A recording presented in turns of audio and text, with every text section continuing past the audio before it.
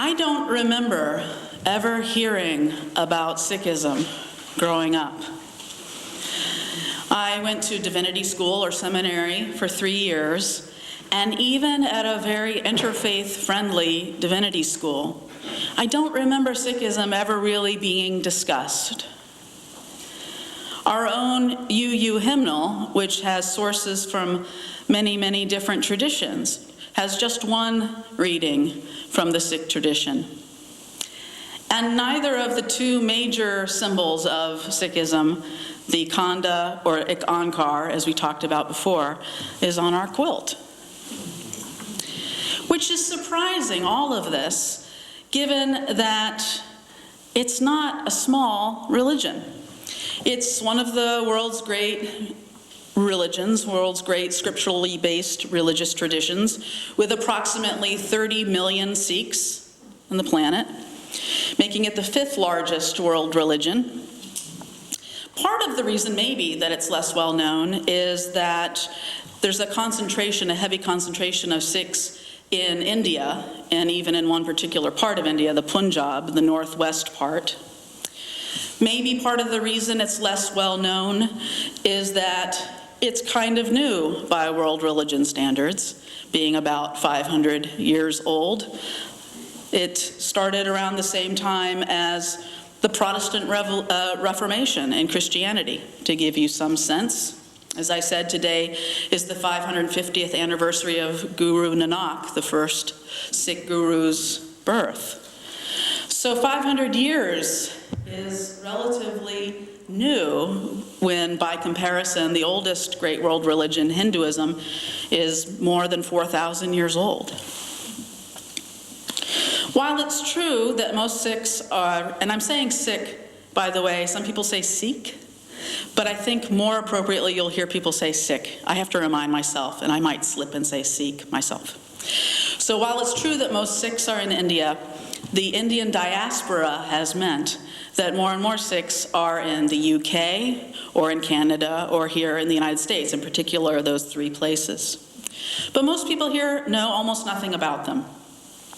Many mistake Sikhs for Muslims, as we talked about a little bit in our Time for All Ages, because of the turbans and the headscarves.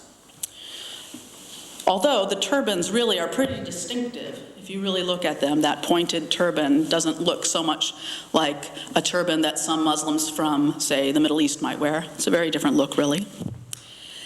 And sometimes, because of mistaken identity, people mistaking Sikhs for Muslims, they have sometimes faced attacks based on a mistaken identity. Not that it's okay to attack a Muslim either.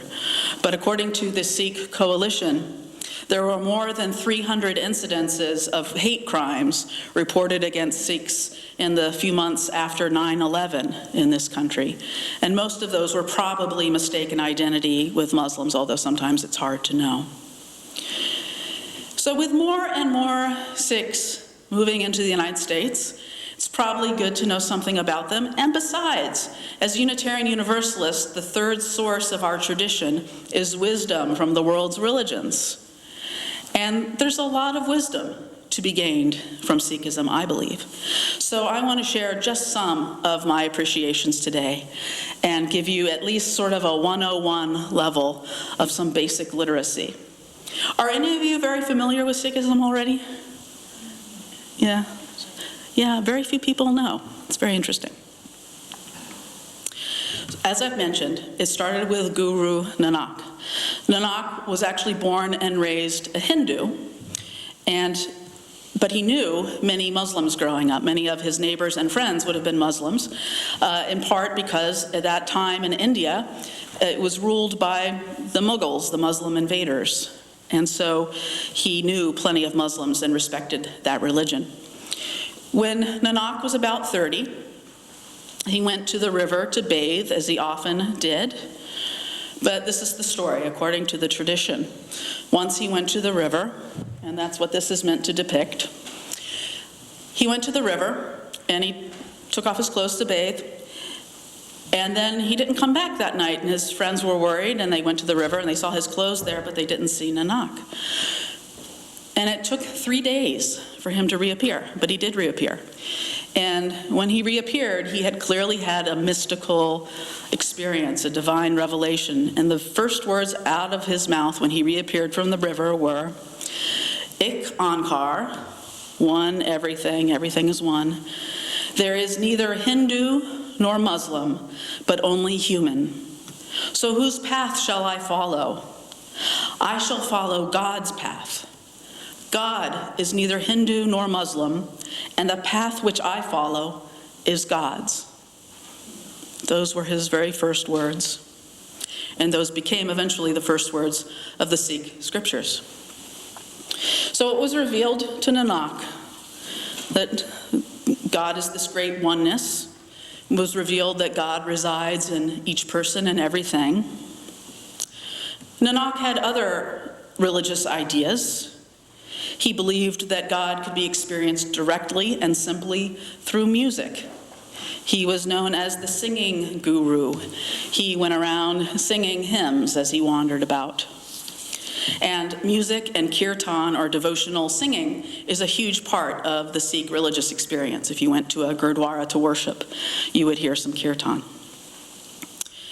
To this day, some of the hymns that he wrote are sung in gurdwaras.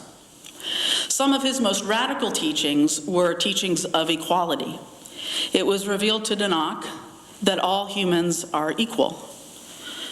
This was actually pretty radical at that time. It was revealed to him that the caste system in India was not good, was not worthy, was not right. It was revealed to him that all religions are equal. He believed that women were equal to men. Again, radical at the time. So he traveled widely, as depicted in that picture, sharing all that had been revealed. He created a very peaceful tradition. He wrote, "No one is my enemy. No one is a foreigner. With all I am at peace. God within us renders us incapable of hate and prejudice."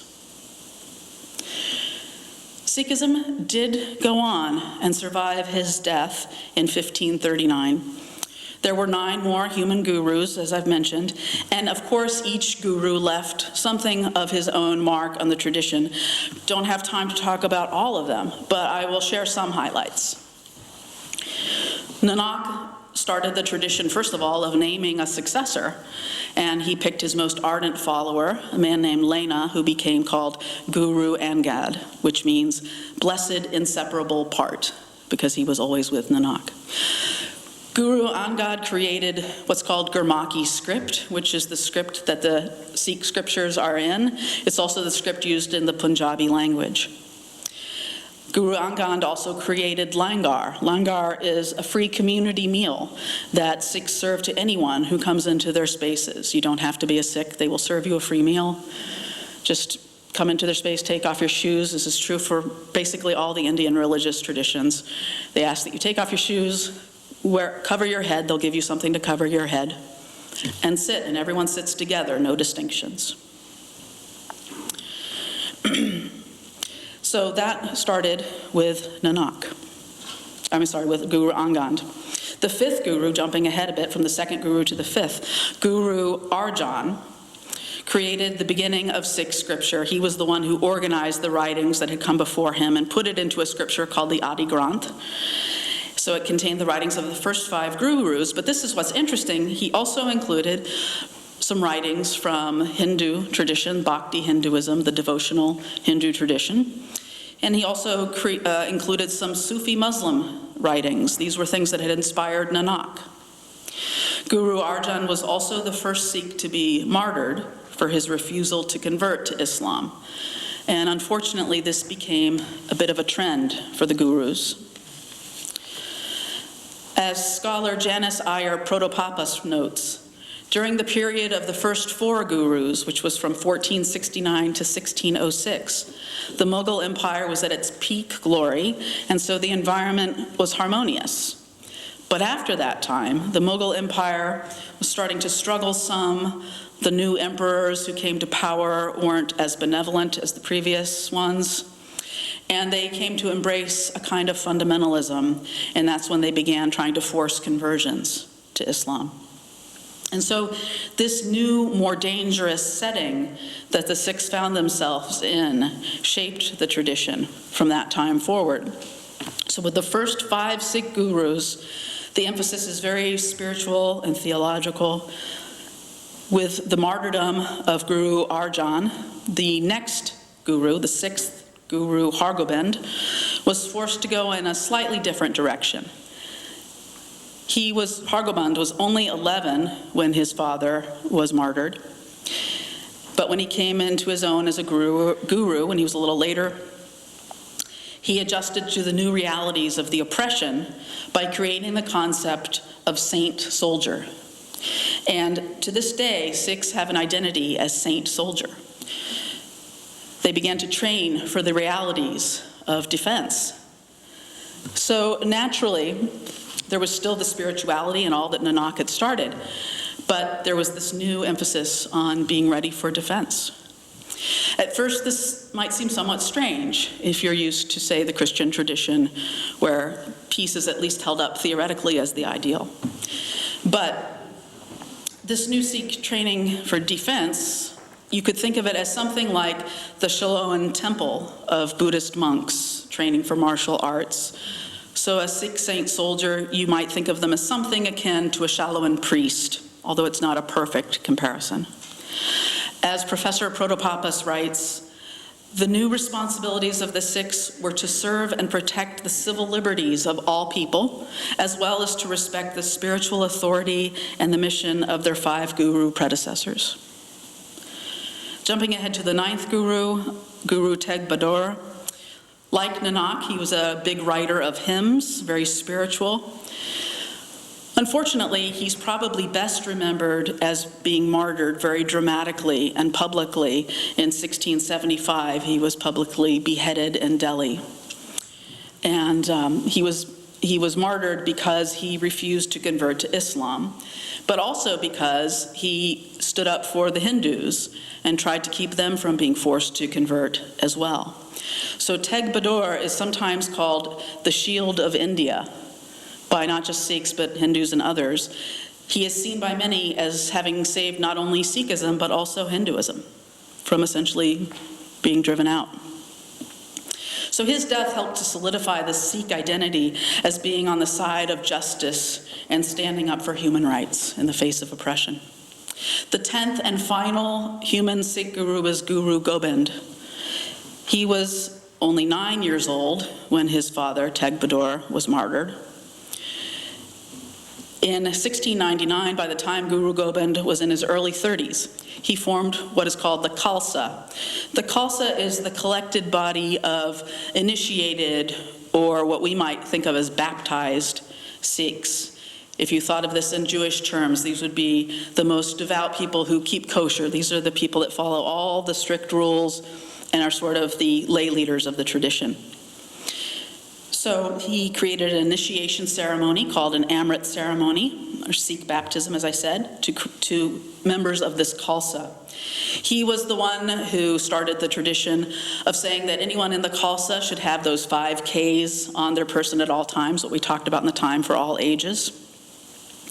And he started the tradition of all male Sikhs who have been baptized or initiated taking on the surname Singh, which means lion, and all women who are baptized taking on the surname Kaur, K-A-U-R, which means princess, not in the derogatory way that sometimes we throw around that word, but more they have this feeling of like a royalty. So all initiated Sikhs, the heavily devout Sikhs, would be either named Singh or Kaur, so you might see those names now. And he himself then took on the name Guru Gobind Singh. It was really Guru Gobind Singh who brought us Sikhism as we know it today. So Onkar is really the symbol that sort of best stands for the first 5 Sikh gurus, with the emphasis is heavily spiritual and theological. With the Khanda, the symbol of the Khanda, if you look at it closely, it shows 2 daggers like this and a double-edged sword in the middle, and then there's a circular weapon that's used for throwing.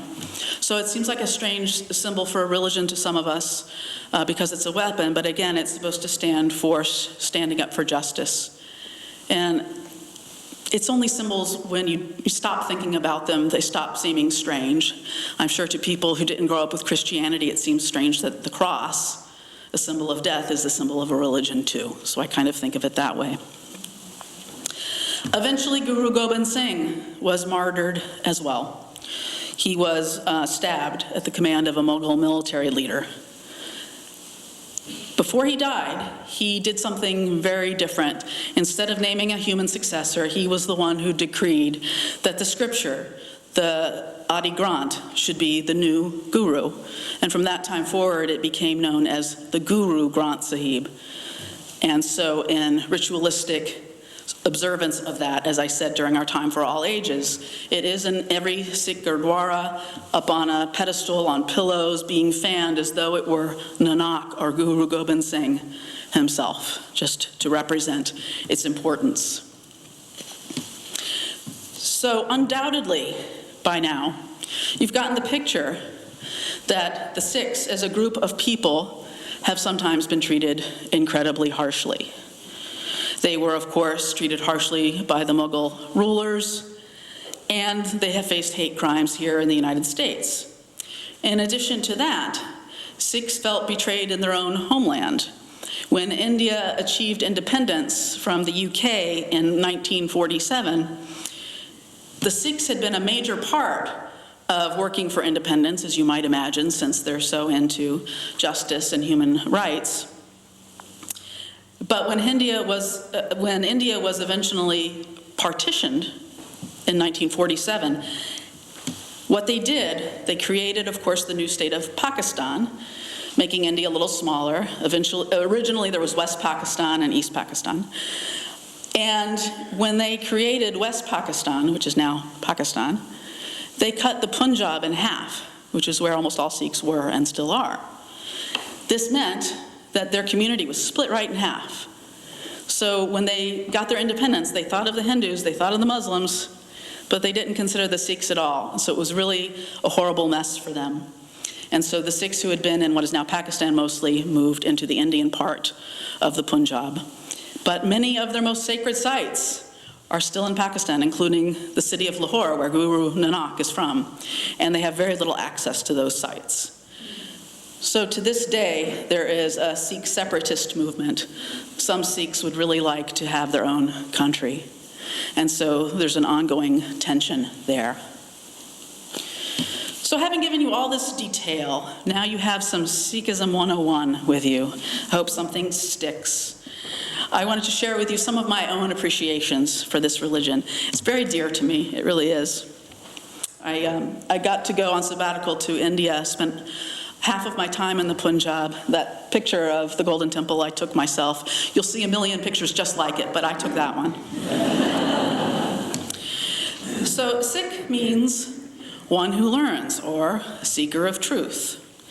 I find that very in line with Unitarian Universalism, where we here at FCU seek the truth in love, very in line with their ideals. I find resonance with the Sikh idea of God, seeing God as the oneness of all things, a universal reality, this idea of God, or Waheguru, wonderful teacher, as they sometimes use that term, that is not a very anthropomorphic vision of God. It's really a type of panentheism, as we talked about here last week, sort of this idea of God in everything, in everyone, and also something mystical beyond that. They drew on the wisdom traditions of Hinduism and Islam, as I say, they are the only world religion to have writings from other religions in their own scripture, which I find very Unitarian Universalist-ish, right? So I think that's really kind of wonderful. They almost bridge the gap between Eastern religious traditions and Western or Abrahamic traditions. I appreciate that about them as well. For all their mysticism, though, the Sikhs are actually a very practical people. They're very much of this world. They do not put forward this idea of people being particularly ascetic, as in some religious traditions. Guru Nanak, for instance, and all of the gurus were what Indians call householders. They got married, they had kids, they had to make money, so this was their concept, was still, you're very much in this world. And they don't have clergy in the same way that most religions do. So it's basically a lay-led tradition, which I think is kind of cool. Not that I don't like clergy, lest I be accused of anti-clericism. But they are very much focused on this life and leading a good, orderly, honorable life with an emphasis on compassion and equality. They don't emphasize the afterlife. It's simply not a very important part of the tradition. In that sense, it's a little bit like Judaism. It's not that there is no afterlife, it's just that it's not a big focal point. Sikhs believe in reincarnation, like most Eastern religions.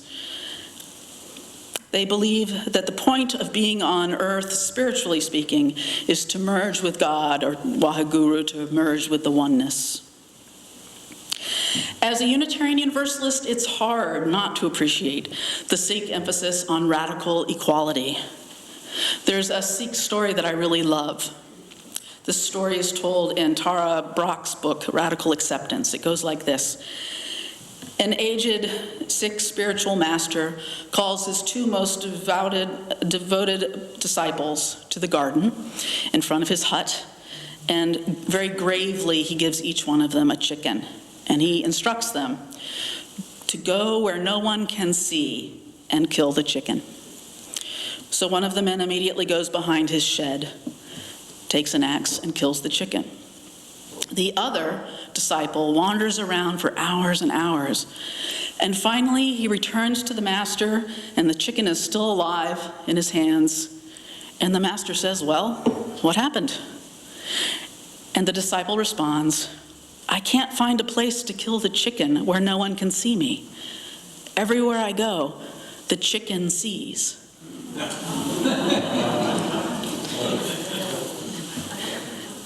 So there's a real emphasis on radical equality, respect for all beings. It's lived out in their community service. As I said, every Sikh temple has that langar, the kitchen attached to it, the free community meal, and it's vegetarian. And devout Sikhs are, in fact, vegetarians. At the Golden Temple, they serve a free meal to 100,000 people every day. Pretty incredible. And it's good, too. So in closing, sometimes I find myself with a serious case of Sikh envy. Sometimes I wish being a Unitarian Universalist were just a little bit harder. I wonder how many of us would still be UU if you had to do a particular thing with your hair. How many of us would be a UU if we had to wear particular articles of clothing? Would you still be a UU if you had to carry certain objects with you at all times? Maybe. But maybe not. Maybe you're a Unitarian Universalist precisely because you don't want to be told what to do with your hair, what to wear, what to carry, what to eat, and so on. But sometimes, I admit, I wish we had outward ways of showing who we are and what we believe in, things that we want to remember at all times. Yes, we can show who we are with our love, as they say, and you can know a tree by its fruits. But some days I yearn for something a little more obvious. Some days I wish we were more visible. Yes, when we go to rallies or protests or marches, sometimes we wear that yellow Side with Love gear. But what would it look like if we had something all the time to show who we are? Something to remind us at all times of our highest aspirations and principles. As Unitarian Universalist minister Harry Meserve put it, if you were arrested for being a Unitarian Universalist, would there be enough evidence to convict you?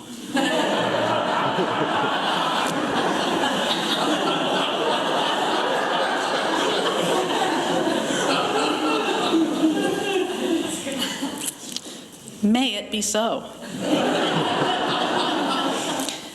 May it be that we could be convicted by the evidence of our convictions. Blessed be, and amen.